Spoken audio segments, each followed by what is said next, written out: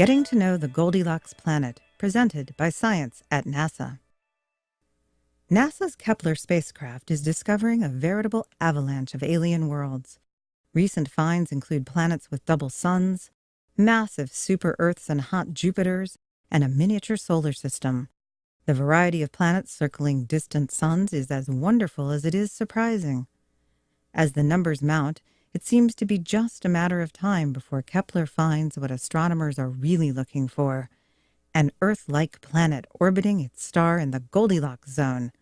That is, at just the right distance for liquid water and life. Kepler has already located a few Earth-sized planets, but they are too close for comfort to their parent stars. These recent finds have heightened the sense that a big discovery is just around the corner. I believe Kepler will find a Goldilocks planet within the next 2 years, says Sean Donegal-Goldman, a researcher at NASA headquarters who specializes in exoplanet biology. We'll be able to point at a specific star in the night sky and say, "There it is, a planet that could support life."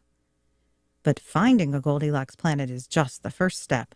Getting to know it is much more difficult. The problem is that, in the cosmic scheme of things, Earth-sized planets are relatively small, and the ones Kepler is finding are staggeringly far away. Most are hundreds or even thousands of light years away from Earth.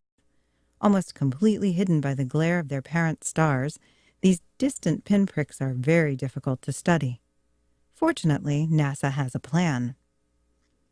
The reflected light of an exoplanet tells its story, explains Kepler program scientist Doug Hudgens, also at NASA headquarters. To get at that story and learn about the planet's atmosphere and composition, we can use a technique called transit spectroscopy. The basic idea is simple. When a planet reflects the light of its parent star, the atmosphere of the planet leaves a subtle imprint on the reflection, a sort of spectral fingerprint that astronomers can study to learn what the planet's atmosphere is made of.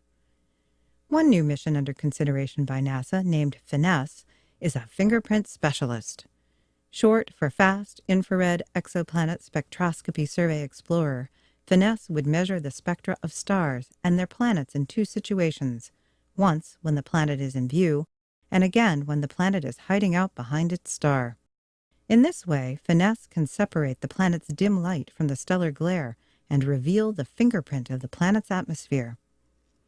NASA is also considering an observatory named TESS, the Transiting Exoplanet Survey Satellite. Supported in part by Google, the MIT-led mission is specifically designed to find exoplanets in the local galactic neighborhood. TESS would study hundreds of stars within 50 light-years of Earth, close enough to study in some detail.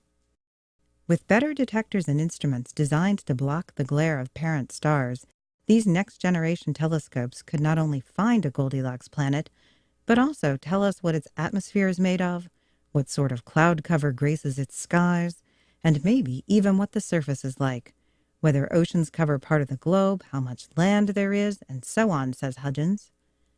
Donegal-Goldman expects big surprises.